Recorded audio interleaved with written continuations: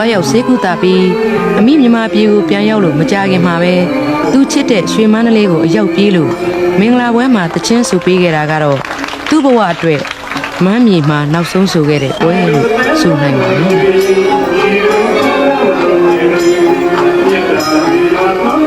မြန်မာဖြစ်တဲ့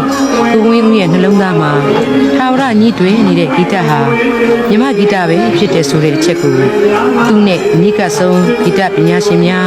ကောင်းစွာသိနာလည်ခဲ့ကြပါတယ်သူဟာခေတ်ပေါ်တေးဂီတကို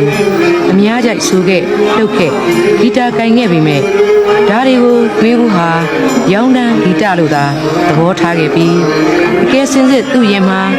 မသိစိတ်နဲ့ပဲဖြစ်ဖြစ်ဒီစိတ်နဲ့ပဲဖြစ်ဖြစ်ကိန်းအောင်ဆွဲလန်းနေတဲ့နှလုံးသားဂီတကတော့မြန်မာဂီတပဲဖြစ်တယ်ဆိုတာကိုသူ့ရဲ့လှုပ်ရှားမှုမှတ်တမ်းများကသက်သေပြုလို့နေပါတယ်အလန်းဆန်းနေမဲ့ခိုင်မာလာနှင်းစီတပွင့်တပွဲတင်းနဲ့တဲတဲဝင့်ဝင့်ထဲတဲ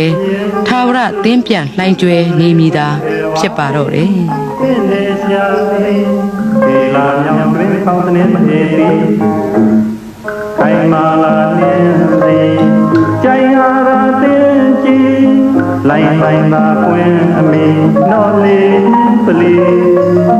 ယူငါ